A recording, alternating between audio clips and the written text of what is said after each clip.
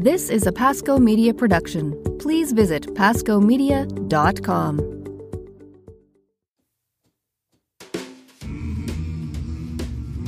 In Latin, Renovo means to renew, restore, or revive. This is the show where we explore the miraculous nature of the mundane as we look at one part of the Catholic tradition to help you engage more fully in the practice of faith. Past episodes are available at renovopodcast.com. I am the Doug Took, and today we are looking at a cool topic. I'm jacked about this. Who the heck are the Jesuits? God bless them, right? Pope Francis, whoop, whoop. What are these folks? Eddie Izzard cracks a great joke about the Jesuits that always makes me laugh, as if it was some sort of separate denomination, which is also a joke that you hear all the time because, oh my goodness, what a powerful order. Holy monkeys, the Jesuits have done a lot of stuff, but I think a lot of us don't actually kind of know where they came from. Like, what's the charism? What are the origins of this incredible Society of Jesus? So let's get into it. Let's rock and roll it. The Society of Jesus was founded in 1540 by none other than St. Ignatius Loyola. You probably already knew that. And since then, it's grown from actually the original 7, his kind of brethren, to 24,400 members today who work out of 1,825 houses in 112 countries. They're big. All right. So in the last 477 years, a lot of Jesuits became renowned for a lot of things. There's sanctity, there's 41 saints, 285 blesseds. That's amazing. For their scholarship in virtually every conceivable field, which is also incredible. For their explorations, discoveries.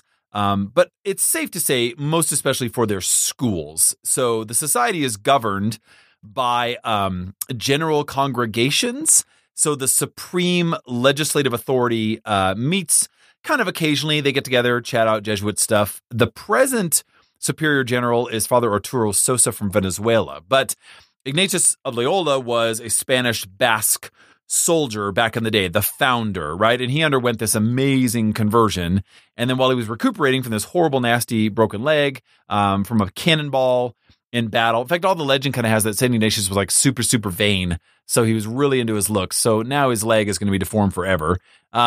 He has this amazing conversion, and he wrote down all of his experiences, which he called the spiritual exercises. And then later, he's the one who founded the Society of Jesus. This is why SJ is at the end of our Jesuit priest, with the approval of Paul III in 1540. Now, what's cool is from the very, very, very beginning, okay, the society served the church with outstanding people. Okay. I mean, the track record is ridiculous. I mean, we're doctors of the church in Europe, missionaries in Asia, India, Africa, all over the Americas, people like Robert Bellarmine, Peter Canisius. They really kind of spearheaded the Counter-Reformation in Europe. Just amazing, courageous people like Edmund Campion. He assisted the Catholics in England who were suffering under the horrible Elizabethan persecutions. And of course, missionaries like de Nobili, Claver, Gonzalez, de Brito, Brebeuf, Kino. They brought the gospel to the ends of the earth, all over the place. Unbelievable. No other order, and this is an amazing statement, no other order has more martyrs for the faith than the Jesuits. I mean, Ignatius Loyola basically had gathered around him this kind of unbelievable, energetic band of super educated guys, okay? And they didn't want anything more than to just help others find God in their lives, okay? So his mission was super clear, right? So it was Ignatius's original plan that they be these kind of roving missionaries like Francis Xavier, okay? Who would basically preach and administer the sacraments wherever there was hope of accomplishing kind of the greater good. They were kind of superheroes, which is amazing. And it soon kind of became really clear to Ignatius that colleges offered the greatest possible service to the church. So through religious instruction, making devotional life accessible to young people, and then by teaching the gospel message in service of others. This is really at the foundation of the Jesuit order, which is pretty incredible. So from the very, very beginning, Jesuit schools became super influential parts of Catholic reform. And this kind of Jesuit enterprise was later called a rebirth of the infant church. Okay, so the genius, the innovation really that Ignatius kind of brought to education came from his spiritual exercises, whose object is said, quote, to free a person from predispositions and biases, thus enabling free choices leading to happy, fulfilled lives. That's straight out of the exercises. So, Jesuits were deeply involved in scholarship, in science, in exploration. By 1750, 30 of the world's 130 astronomical observatories were run by Jesuit astronomers. 34 craters of the moon are named in honor of Jesuit scientists. That's amazing. The so-called kind of Gregorian calendar was the work of a Jesuit. Christopher Clavis was, quote, the most influential teacher of the Renaissance. Unbelievable, right? Another Jesuit, Ferdinand Verbist, determined the elusive, he actually kind of drew the Russian-Chinese border. And until actually recent times, no foreign name was as well known in China as the Jesuit Matteo Ricci. His kind of foreign name was Li Mao To, whose story is actually told by Jonathan Spence in a really famous book in 1984. China has actually recently erected a monument in the 90s, I should say not super recently, but in the 90s, a monument to the Jesuit scientists of the 17th century, in spite of the fact that since 1948, 120 Jesuits actually died in Chinese prisons. So, by the way, no other religious order has spent as many years in jail as the Jesuit order. That's just the way it is. Okay, modern Jesuits, even like Father Daniel Berrigan, who protested the Vietnam War, who burned a draft card in homemade napalm on the steps of the Capitol. Okay, some intense social outrage. Okay, all right. So, 5 of the 8 major rivers of the world were first chartered by Jesuit explorers. That's amazing. 2 of the statues in Statuary Hall in the Capitol in Washington are Jesuits, Eusebio Kino and Jacques Marquette. A 1978 Brazilian stamp celebrates the Jesuit founding of Sao Paulo. Spanish Jesuits went to Paraguay in 1607. They built settlements, which lasted from 1607 to about 1767 for the indigenous people, and taught them how to govern and defend themselves against the Spanish slave traders. That's amazing. So watch the movie The Mission. If you haven't seen the movie The Mission, Jeremy Irons, Robert De Niro, actually Liam Neeson's in there too. Father Daniel Berrigan is actually in that film as well. One of the greatest soundtracks of all time, Ennio Morricone. Oh my gosh, it is about this story, right? Amazing stuff. They also taught agriculture. This is in the 17th century. They taught agriculture, architecture, metallurgy, which is basically like melting metals down to their purest form, farming, music, ranching, printing, all to the indigenous peoples. The Guarani natives of Paraguay were writing books on art, literature, as well as like textbooks for schools in these settlements before the American Revolution. Unbelievable. Okay, so this kind of utopia was basically crushed by the slave traders, who were able to kind of intimidate the Spanish crown into destroying the settlements. King Charles III expelled the Jesuits in 1767 when Paraguay had 57 settlements serving 113,000 indigenous natives. That's amazing. These Jesuit settlements were amazing. They were actually called, this is crazy, they were called a triumph of humanity, which seems actually to expiate the cruelties of the first conquerors. Voltaire said that, who was not really a friend of the Jesuits, okay? The history of Latin America actually would have been like completely different if this form of settlement basically had been allowed to kind of develop over time, and basically just kind of rode its own momentum, offering kind of democracy and basically really healthy community a century before North America. Unbelievable what the Jesuits were doing in the 17th century. Small tangent there, but it's a huge statement on behalf of them. So Jesuits were called the schoolmasters of Europe during the 16th and 17th and 18th centuries, not only because of their schools, but also for their preeminence just as scholars and scientists, and thousands of textbooks that they composed, which is just amazing. During like their first 2 centuries, the Jesuits were involved in just kind of an explosion of intellectual activity. They were engaged in over 740 schools. It was kind of a pseudo Renaissance in the Renaissance. Unbelievable. And then they were kicked out of France. Okay, so suddenly it was all kind of lost. In 1773, Pope Clement XIV, basically kind of yielding to pressure from these Bourbon courts, they feared the loss. He was kind of intimidated to fear the loss of land. He was afraid he was gonna lose the Papal States, and he was anticipating that kind of other European countries would follow the example of Henry VIII, who abandoned the Catholic Church and then took his whole country with him. So he issued this brief, this kind of letter, Dominis Ec Redemptor, which suppressed the Society of Jesus, suppressed the Jesuits. So this religious society of 23,000 men dedicated to the service of the church was totally disbanded. And the property of the society, all the schools, all that stuff was sold or made over into sort of some state-controlled facilities. So the society's libraries were broken up. The books were either burned or sold or stolen by those who kind of collaborated with the suppression. And as if kind of unsure of himself, the Pope promulgated the brief of suppression in a really unusual way, which actually kind of confused canonical courts. So like people were kind of like, whoa, is that like papal infallibility? What is that? What is he doing?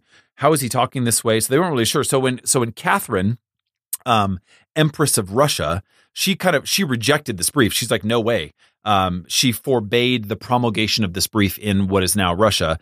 200 Jesuits kind of continued to function in Russia, which is kind of incredible. So the Jesuits, this is important. I got to insert this real quick. Like the Jesuits take their special vow of obedience to the Pope really seriously. So it's not just hearsay. I mean, like it's a real vow, and that's really evident in they immediately complied with this Pope, with this edict.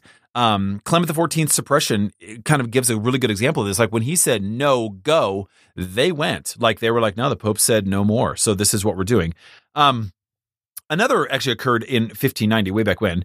Pope Sixtus V wanted to exclude Jesus from the official name of the Society of Jesus, SJs, and the Jesuits immediately complied and offered like alternative names.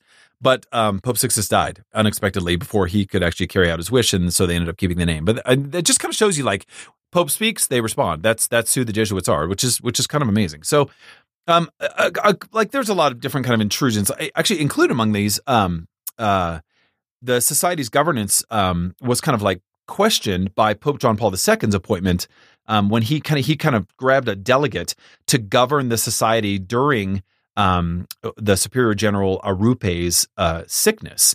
It was like he was so impressed at the Jesuits' immediate compliance that the Pope actually later kind of lavished a ton of praise on the Jesuits. Like, was really impressed. Was like, oh my gosh, like there's no one's running off into la la land here. The SJs are really focused on the Pope's wishes, and that's actually true today. I know we love to read our little tweets about the liberal Jesuits or whatever that means. But man, I'll tell you what, I mean, like they take their lead from the Pope, which is just kind of awesome. The society was restored 41 years later after the suppression in 1814 by Pope Pius VII, which is awesome. Way to go, Pius. Although a lot of the guys had died, the memory of their educational triumphs had definitely not. And the new society, the new SJs, was flooded with requests to take over a bunch of colleges. Just in France alone, 86 schools were offered to the Jesuits. And since 1814, the society has experienced like a ton of growth. And it actually has really surpassed the earlier society in educational, intellectual, pastoral, and missionary endeavors, which is pretty incredible. So as for education, today there's actually an extensive worldwide network of Jesuit schools educating like 500,000 students. There's 90 Jesuit colleges in 27 countries. Here in the U.S., there's 28 Jesuit colleges and universities, over 1 million living graduates. There are also 430 Jesuit high schools in 55 countries. That's amazing. So in these schools, the Ignatian system of values has really like attracted like a lot of amazing faculty, as well as like really good students that have gone on to do incredible things. So that's pretty cool. They form a Jesuit network. There's a really profound, powerful network of Jesuits, which is cool. And that's administered in the same way. They pursue the same goals. Their success is evident in their graduates, and they just still kind of stand out. Two really, really important Jesuits that you should know about. Teilhard de Chardin. Oh my gosh, Chardin is unbelievable. 1881 to 1955. He was a Jesuit paleontologist who attempted to interpret the findings of modern science in the light of the Christian message. People read Teilhard like He's amazing. It's a message of hope and optimism. Like his work was actually even more influential outside the Catholic Church than even within it. His whole outlook on life was profoundly mystical. But his mysticism was really grounded in contemporary science. Those of you that struggle with that relationship between science and religion, I strongly encourage you to get into Chardin. He's amazing. Amazing. Another really famous Jesuit you should know about, Gerard Manley Hopkins, major figure in English literature. His innovations in meter and rhythm, just abnormally sensitive use of language and like super deep, passionate writing, strong religious convictions, huge impact on poets in the 1920s. Just amazing, amazing guys. I would add Pope Francis, right? Famous Jesuit. Oh my gosh, life-changing figure. You know what else? I'll add a controversial name. I would add Father James Martin. Father James Martin is doing a lot of writing, for goodness sakes. You might have heard he wrote a book specifically Building a Bridge, how the Catholic Church and the LGBT community can enter into a relationship of respect, compassion, and sensitivity. It's caused a little stir. What's amazing is it's caused a stir with a lot of people who have never read the book. You actually should read the book. We did a whole show on homosexuality and serving and ministering to our homosexual brothers and sisters. It's really important that you actually understand the doctrine and the teaching of the church on this topic and not just speculate or react to what you think is controversial. You might not like Father James's tone, but take that however you want. The guy is out there doing the work and is in full good standing with the church, which includes the Pope. Okay, remember everything we just talked about. Also, don't let that be the only book that you read because he's actually a really great writer. Jesuit Guide to Almost Everything, Between Heaven and Mirth, that's my favorite. Jesus, a Pilgrimage, 7 Last Words. He's written a ton of amazing stuff. So he's just like a ton of stuff out there. I mentioned Father Daniel Berrigan. You want to look up a really profound, inspirational character in social justice and Catholic social teaching. Some of the stuff that Berrigan was doing in the 60s, 70s, 80s, and 90s was amazing. Just incredible contribution to religious thought. Friends, the Jesuits, they're amazing. They're unbelievable. Okay. My little show here, this little summary is really inadequate. Okay, it's impossible to do justice to like the history of the Jesuits. It's volumes of information. They've just done so much. But I guess something to celebrate is just the diversity of the Jesuit apostolate. I know that sounds kind of confusing, but like when we think of an apostolate, a Christ-serving ministry or organization, we can sometimes limit that to just one or two simple charisms that really drive through the people of God. The Jesuits are not that way. The Jesuits are so deeply, deeply invested in this broad spectrum of sciences and education, and of course, still today, deep-seated mysticism. You can get lost kind of pigeonholing what you think the Jesuits are, and that's just not fair. Okay, I mean, it's just they've inserted themselves into every segment of human history. That's unbelievable. So just trust that. There's a prayer, the Suscipe, from the Latin word receive, and it's this kind of short but powerful prayer that's attributed to St. Ignatius of Loyola. It's actually towards the end of his spiritual exercises, which were first published in the 16th century. So he designed the spiritual exercises, basically, which are still really popular today for retreats and private use. It was designed to bring souls closer to God through a series of meditations and prayers. And this prayer, the Suscipe, Suscipe, I love that it means receive. I love that it's this would be like, this is like every Jesuit knows this prayer. This is part of their daily spiritual routine. But I just kind of want to pray it with you, and I want you to hear it because for me, it sums up the real beauty and gift that the Jesuits have brought to the church. Here it is. Take, O Lord, and receive my entire liberty, my memory, my understanding, and my whole will, all that I am and all that I possess, thou hast given me. I surrender it all to thee, to be disposed of according to thy will. Give me only thy love and thy grace. With these, I will be rich enough and will desire nothing more. Amen. You want to know what the Jesuits are about? It's that prayer. The extreme humility that comes from a deeply seated spirituality designed to serve the masses, to be smart, to grow intellectually, but to unpack the justice and the reality of discipleship. What a gift. Now you know. Now you know. Now you know. The Jesuits. How about that? Don't forget to visit renovopodcast.com for past episodes. Please subscribe to, review, and rate our podcast. I always appreciate your input. I really do. I'd love for more folks to get up on iTunes there and write a couple reviews. I love that. I'd love to see what people's take on the podcast is. That would be really great. Take some time today to do that. That'd be cool. Your topic suggestions, questions, and or comments are always welcome at doug@renovopodcast.com. Learn more about me at dougtooke.com or on Twitter and Instagram at DTOOKE and the number 1. Friends, always remember to engage the tradition and live the conversion. Until next time, God bless.